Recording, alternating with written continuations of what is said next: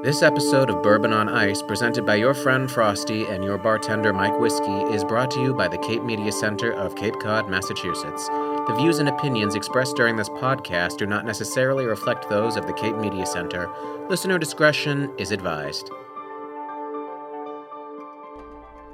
I was right. About what? And this means you have to hear the Whiskey was wrong and Frosty was right song. Oh no. Frosty was right, Whiskey was wrong, now you'll listen to my song! That was it. It's a short song. That was it. Roll the music.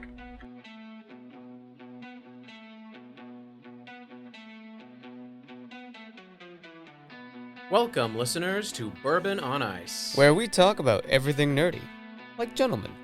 Join us every week for our local Cape Cod take on, well, everything. Laugh, cry, be confused, and laugh some more. I'm your friend Frosty. And I'm your bartender, Mike Whiskey. Stay tuned. You think they'll like the episode?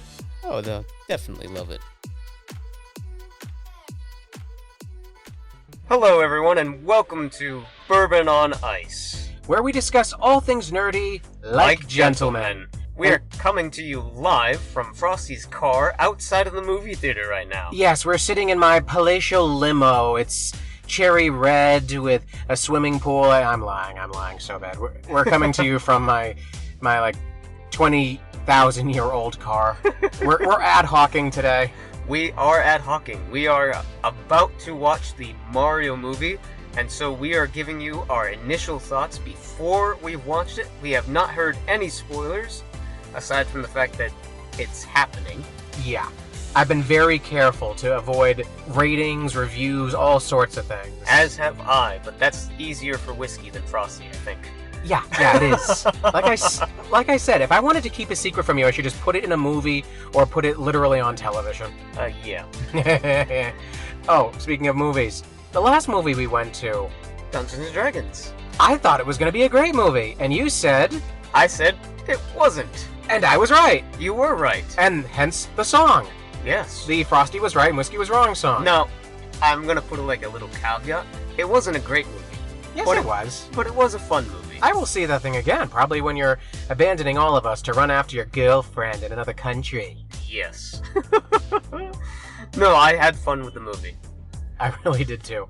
So let's give a little context for where we are. We are, as Whiskey's made clear, in Frosty's car. We are in Hyannis, outside the Regal Cinemas, and at 6:30 we are going to head into the movie. And the movie will then play at 7 o'clock after all the commercials and trailers. Yeah, that was nonsense last time. I lost count. Yeah, it was absolutely horrible. But let's start with our initial thoughts. Frosty. The man who is walking behind my car, he could stand to work out a little bit. That shirt is not fitting him. Oh, about the movie. Yes, the movie. Okay, I hear that it's actually not bad. I have not heard or seen anything to the effect of, people are running screaming from theaters. And I've done a good job of avoiding spoilers and memes online. But I will say that I am very optimistic about this. It's got a good voice cast, and frankly, I've been waiting years for this. I am also optimistic. In fact, I heard that Mario has broken Frozen 2's record for animated box office opening. The hell you say? Oh yes. So Frozen is at like 358 million. Mario is now at 370 million. What? Mario blew Frozen 2 out of the water. I'm stunned. I'm speechless. No, wait, I'm not. But I am stunned. Wow, that's really good. Yeah. So, and a friend of mine saw the movie like the day it came out. He told me that it was total love letter to the fans. So I'm happy to see this movie. Now, I just wanted to point out that John Leguizamo from the original, I want to call it a movie, but it was really more of a steaming dumpster fire.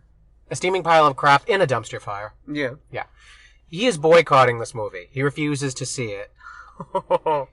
On the grounds, people, of course, are instantly saying, like, oh, he's jealous. He's jealous that he didn't get to be in the movie again. And no, he's upset about, apparently, the casting choices. Well, Seth Rogen is kind of a poor choice. It was more of the ethnicity of the thing. It's two Italian characters, and they are not played by Italian actors. Pratt and Day. Yeah.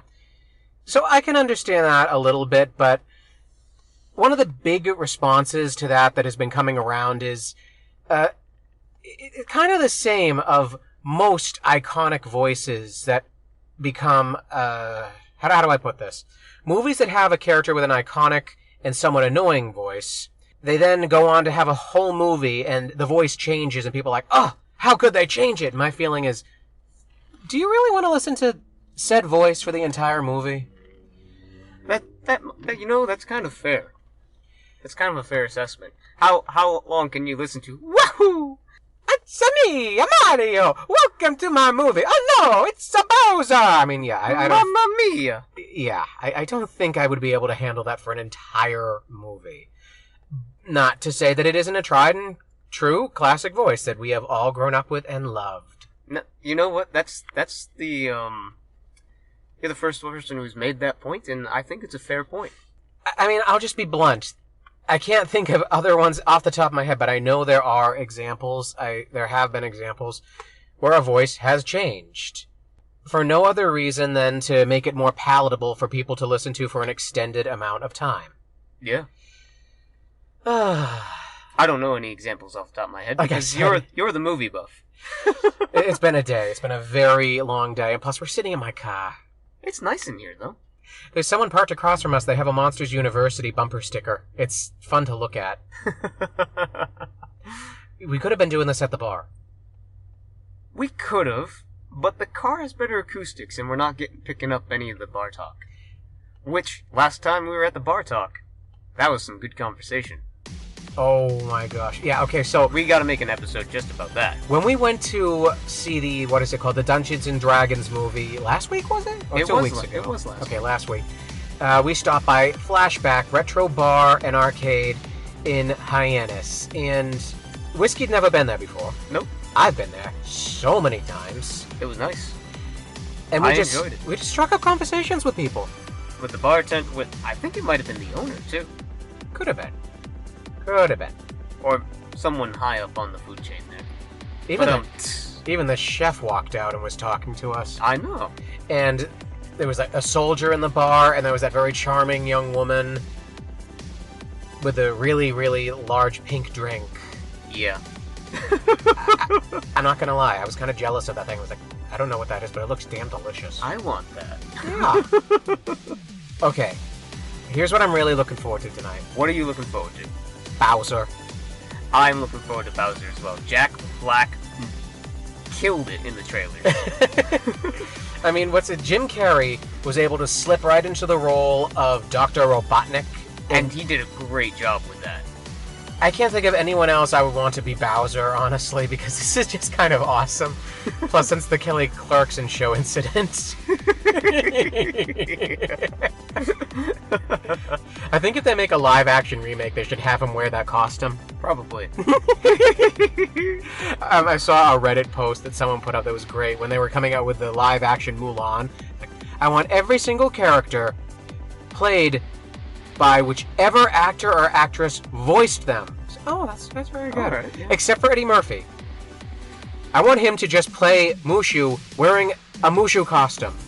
No CG, no motion cap, just have Eddie Murphy with no explanation wandering around in a Mushu costume. That's hysterical. I'm like, oh yeah, I want to see that. I want to see that too. Eddie Murphy's brilliant. I will also say one other thing that has been pointed out, and yeah, I'm going to take this with a giant grain of salt, because you're going to have to take it with a giant grain of salt. Oh. Yes.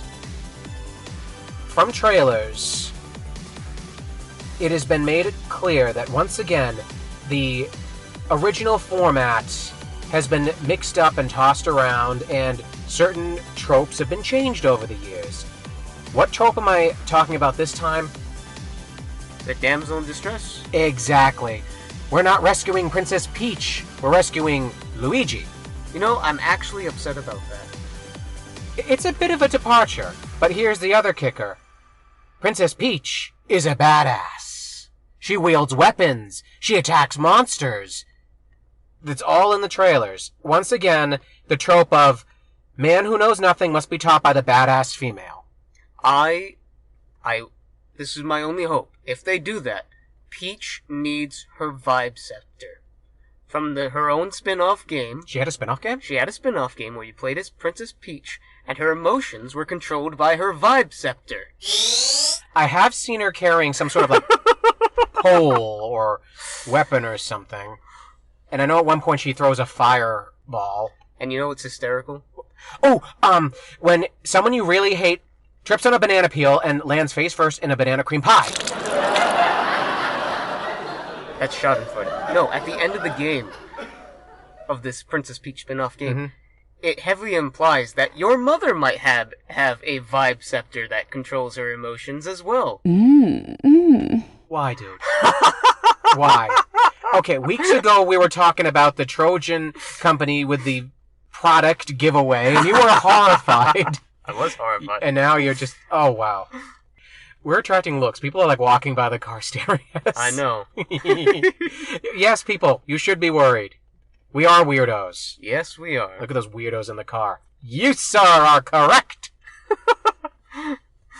It is getting close to the time. Okay, let's just take 1 or 2 more minutes. Yoshi, is he going to be in this movie? He should be in this. I heard that Berta was in it. Oh, that's so cool. Yeah. Okay, I know I've seen Shy Guys, Goombas, Koopas, Bowser, Mario, Luigi, Peach, Toads of every shape and size, Penguins, Bowser Jr.? Oh, I don't know about Bowser Jr. I hope Mario and Chris Pratt vicariously drop the penguin off the cliff. Just like in 64. We all did that. One day we will all be standing before St. Peter and he will be going over the list of all the things we've done wrong in our life, and that's going to be like right there on the top of the list. I think I've even seen a joke online about that. That's terrible. What I could tell you is, this looks like it's going to be great. Yes, it does. I'm excited. So, should we, any final thoughts? Final thoughts? Yeah. Don't do drugs, stay in school. Well, it's too late for me. We'll see you in a little bit when we come back after the movies, and we'll tell you our thoughts. Long live Princess Peach! What, she's kind of badass. Up with bubbles, down with air. And hooray for Jack Black, the living legend! Well, he is. He is. The Cape Media Center, located in Dennisport, Cape Cod, Massachusetts, is a non-profit community media center and the public access TV station for the towns of Barnstable, Yarmouth, Dennis, Harwich, and Chatham. Our mission is to build community through media, enhance democratic communication, and facilitate free expression by providing these towns with a state-of-the-art media resource center. Members can become trained in our video and audio equipment and produce their own media content. Membership includes training classes, access to our field equipment, studios and facility, as well as airtime. Podcasters and music producers can share their content on our website. For more information, visit capemedia.org. This episode of Bourbon on Ice is brought to you by Market Street Bookshop in Mashpee Commons, located at 31 Market Street, Mashpee, Massachusetts. Embrace diversity and find support for local authors and artists at the Market Street Bookshop, where your favorite new read is just a browse away. For more information, give them a call at 508-539-6985. And we're back. Again. Let's go see it again. There aren't any more showings after this. That was the last one. We'll see it tomorrow. Oh my gosh, I freaking loved that. It was a fun movie. That was so much fun. That was a freaking nostalgia feast. It was jam-packed with so many references to old video games and movies. It was nothing but member berries. What? Member berries. You member? Have you not heard of member berries from South Park? No, I have not. I need to show you that clip. I'm also kind of distracted by the parking job that guy did in front of us. I think he's crushing that other car. Oh, my grandfather has done worse. We shouldn't discuss this. We could be potentially recording evidence in someone's upcoming court trial. My grandfather parked in a truck like that. Took up 4 parking spaces at a Dunkin' Donuts.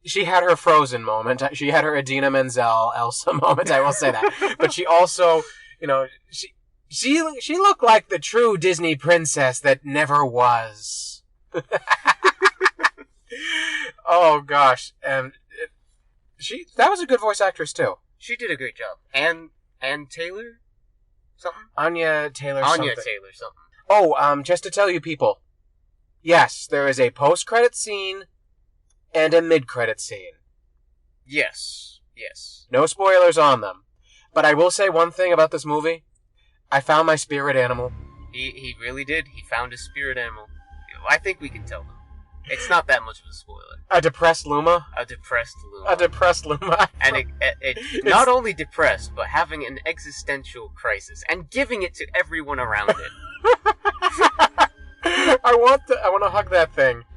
I just want to hug it, but then of course, then feel bad about that. And talk about my feelings, which are all bad. Time, like hope, is an illusion. Stupid little thing. Yay! Boo!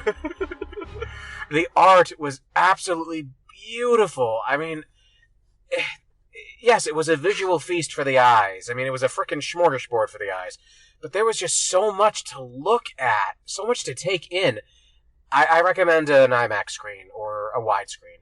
I recommend going in with your remote control at the ready and just going frame by frame. But we don't have that. No, we don't. No, and no one else does yet. It's not out on video yet. No, it's not. Okay. But I definitely recommend just going frame by frame and try to see what you can find. I bet you, by tomorrow there'll be videos up all over the place, like 500 things that you missed in the Super Mario Brothers movie, and there will be 500 things. You know who you are. Watch Mojo. Or Indie Gamer Bro. What? He does some good videos. Two things I do have to bring up. Sort of quasi-movie related. One, oh my gosh. The staff at this theater that we just went to, it's like, I think they may have, either they all were up late last night partying and then came to work at the same time, or they collectively have had all the joy squeezed out of them a long time ago by working in this job. I understand what that's like. I work in a similar job, people. You have my sympathy. And your other comment. Hang on. It'll come back to me. It's a slow train. You'll catch it. I'm sorry. I'm looking at they're wearing the Mario hats and the Luigi hats and like, oh, that's a cool hat. Thank you. They were the Lumas. Oh. Okay, we'll just say, people, that this movie was clearly a success, and there are obviously going to be sequels and stuff, but maybe we'll start seeing other characters like Rosalina, or whatever her name is. We might get a Rosalina. Rosalina? I think it's Rosalina. Okay, so the other thing I will have to say is that since this movie was a success and opened the door, can we finally talk about getting that Star Fox movie? That's not gonna happen. I can dream. You can. But, as the late great song said, dream out, dream out, dream out. I was at one of their concerts, thank you very much. Oh, I had so much fun. I was waiting for this forever. Now I can go look up ratings. Yes. And reviews. And reviews. And all the other things that you missed. What did you think? What did I think? What was your favorite part? No spoilers, what was your favorite part? Do you have a favorite part? I very much enjoyed the ending where Bowser was defeated. That's not a spoiler. You all know it's coming. That's how a movie's supposed to end. The hero beats the villain. Mario beats Bowser. And it's a formula, people. Or at least in the way that it happened, we're not going to tell you. No. But I like that part a lot. Mario and Luigi, best bros. Rainbow Road. Rainbow Road was his bit. Rainbow Road was my favorite part. There was clapping in the theater when we got to Rainbow Road. And they had a couple of the musical stings from it. I loved it so much. It was beautiful, man. By the way, did you hear about the controversy surrounding that? Controversy around Rainbow Road? Yes. There's lots of controversy around Rainbow Road. Everyone hates it, man. It sucks. It's also really fun to play. No, but when the movie trailer came out, the second trailer that had Rainbow Road at the end of it, Yep. certain people started getting very angry and started posting online, ugh, wokeness! They put a rainbow in it, you know what that means. And of course, the fans en masse clapped back. I'm glad they did. They all went, No. wokeness? That's You're Rainbow Road, you uncultured, unsophisticated boobs! That's right, you sir, are a boob. Just people just like coming down on them like, that's Rainbow Road, it's been around since the 1990s! Yep. We curse its name! I mean, And it deserves it. It knows exactly what it did. I hear that every shooting star you see is some poor bastard falling off Rainbow Road. And all I can say is, yeah, I totally see it. Yeah. I had so much fun with the cat thing. Is that real? The cat suit? Yeah. Yeah, that's new. Wow. I have a strong urge to go and play a Super Mario game now. You know what's really funny? What's really It was funny? like an MSNBC or CNN or maybe like a Fox News things, but there was a news anchor who was giving a bad review of the movie because Mario was a furry in a cat suit. And the internet, much like Rainbow Road controversy, clapped back. Bless you, people.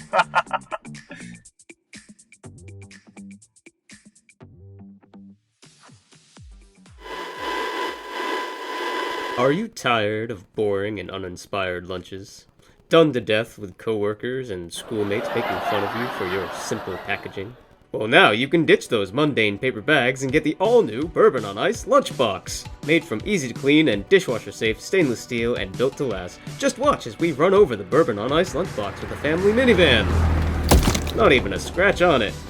Featuring two classic scenes from the Bourbon on Ice talk show with your favorite hosts, Frosty and Mike Whiskey, on either side and wrap around in nerdy imagery.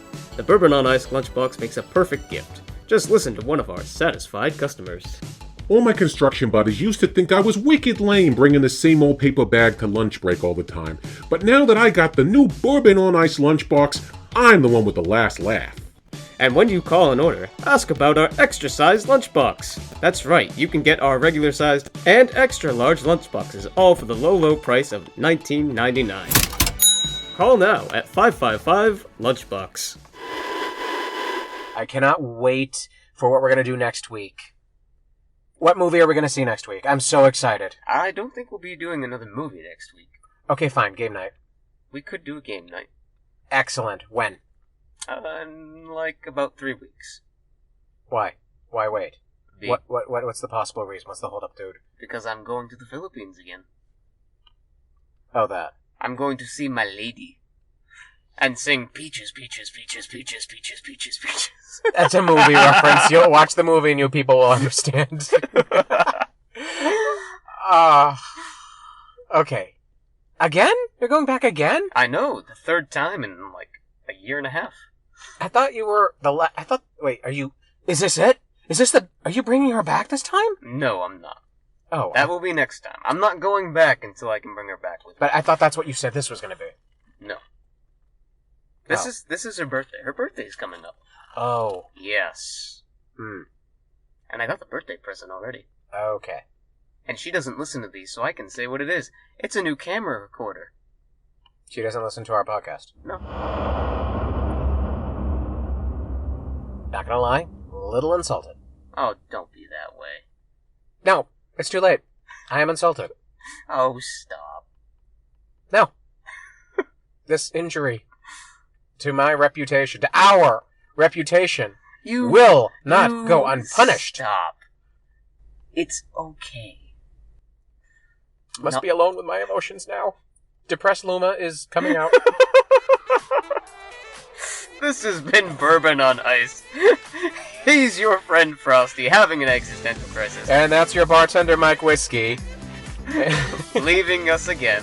And as always, until you get back, have a cold one on us. You can have Robert over. I know, but he's not you. For one thing, he's taller. This is true.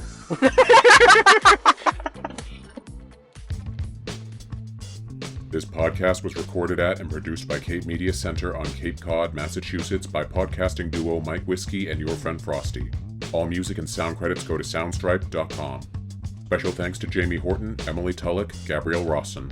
For more information on Bourbon on Ice, visit our social media page at twitter.com/whiskeyfrosty. For more information on Cape Media Center, visit capemedia.org. For more listening options and a variety of podcasting entertainment, visit our hosts at buzzsprout.com and capemediacenter.org.